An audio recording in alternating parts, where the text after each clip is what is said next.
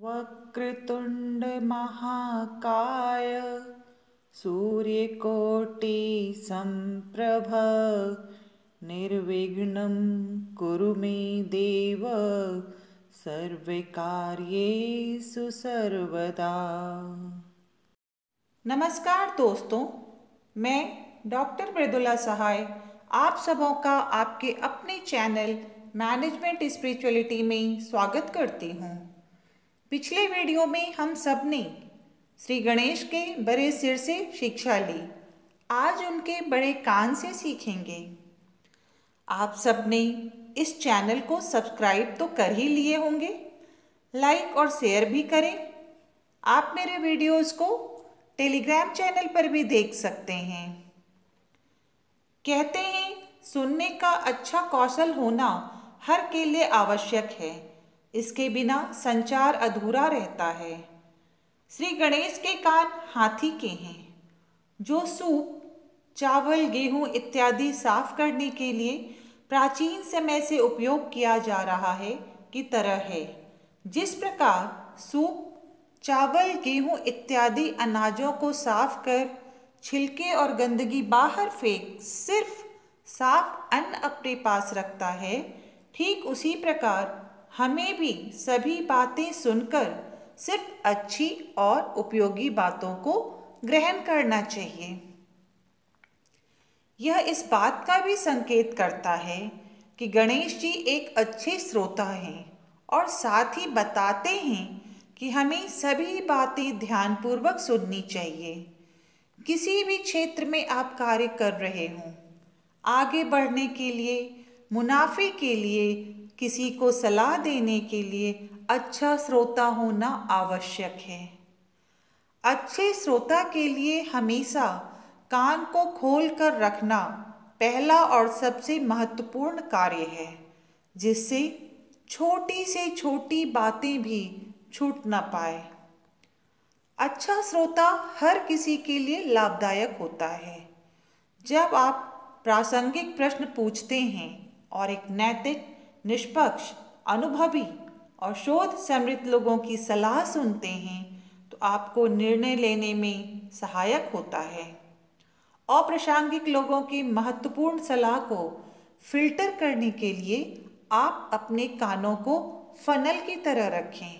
अपने आसपास होने वाली घटनाओं, समाचारों, रिपोर्टों को जानने समझने के लिए अपने कानों को जमीन पे रखें, ना कि आसमान पर।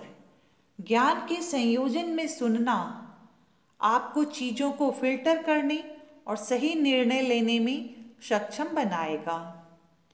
इसे एक महान इंजीनियर, जिनका जन्मदिन इंजीनियर्स डे के रूप में मनाया जाता है, के जीवन के एक घटना से देखेंगे। इनका नाम है सर मोक्षगुंडम विश्वेश्वरैया। इनके जीवन में सबसे दिलचस्प किस्सा अंग्रेजों से जुड़ा है। एक बार वह अंग्रेजों के साथ ट्रेन में सफ़र कर रहे थे। सांवले रंग और सामान्य कदकाठी वाले विश्वेश्वरैया को अनपढ़ समझकर अंग्रेजों ने मजाक उड़ाना शुरू कर दिया। इस पर उन्होंने कोई जवाब नहीं दिया। ट्रेन तेज रफ्तार से चल रही थी। वे अचानक उठे और चेन खींच दी। ट्रेन वहीं रुक गई। यात्रियों ने उन्हें बुरा भला कहना शुरू कर दिया। थोड़ी देर बाद गार्ड के सवाल करने पर उन्होंने कहा, मैंने चेन खींची है। मेरा अनुमान है कि करीब 220 गज की दूरी पर रेल की पटरी उखड़ी हुई है। गार्ड ने पूछा, यह आपको कैसे पता चला? उन्होंने जवाब दिया, सफ़र के दौरान एहसास हुआ कि ट्रेन की गति में अंतर आ गया है। पटरी की तरफ से आने वाली आवाज़ में बदलाव हुआ है। उनकी इस बात की पुष्टि करने के लिए गार्ड जब कुछ दूर आगे चला तो दंग रह गया। वहाँ पर पटरी के नट बोल्ट बिखरे पड़े थे। अंग्रेज यह देखकर दंग रह गए और उनसे माफ़ी मांगी। ट्रेन की पटरी पर चलने की आवाज़ को सुनना और उसके अंदर को पहचानना असंभव है, पर सर विश्वेश्वरैया के सुनने और समझने की शक्ति अद्वितीय थी, जिसके कारण दुर्घटना होने से बचा और उस ट्रेन में सवार सभी यात्रियों का जीवन सुरक्षित रहा। हमें अपनी सुनने की कौशल को बढ़ाना चाहिए, जिससे समझने और निर्णय लेने में आसानी हो। यही श्री गणेश का बड़ा कान सिखलाता है। अगले वीडियोज में श्री गणेश की छोटी आँखें और लंबी सूंड से शिक्षा लेंगे। आपने अभी तक इस चैनल को सब्सक्राइब नहीं किए हैं, यह सही नहीं है। जल्दी से सब्सक्राइब, लाइक और शेयर करें। और हाँ, नोटिफिकेशन बिल ऑन रखना ना भूलें। आप मेरे वीडियोस को टेलीग्राम चैनल पर भी देख सकते हैं, जिसका लिंक यहाँ दिया गया है। धन्यवाद। नमस्कार friends, I, Dr. Mridula Sahai, welcome all of you in your own channel, Management Spirituality. In last video, we have learned from Sri Ganesha's big head. Today, we will acquire knowledge from his big ear. You must have subscribed to this channel, like and share too. You can also watch my videos on Telegram channel. It is said that it is necessary for everyone to have good listening skills. Without it, communication remains incomplete. Sri Ganesha has elephant ears, which are like a winning basket, used since ancient time to clean rice, wheat, etc. Just as winning basket, rice, wheat and other grains after cleaning the pills and dirt keeps only clean grains with them. In the same way, we should also listen to everything and accept only good and useful things. It also indicates that Ganesh is a good listener and at the same time tells that we should listen carefully to everything. In whatever field you are working, to move headway, to make profits, it is necessary to be a good listener to give advice to someone. For a good listener, always keeping the ear open is the first and foremost preemptive action, so that even the smallest things are not missed. A good listener is beneficial to everyone. When you ask relevant questions and listen to the advice of an ethical, unbiased, experienced and research-oriented person, it helps you make decisions. Treat your ear as a funnel to filter out important advice from irrelevant people.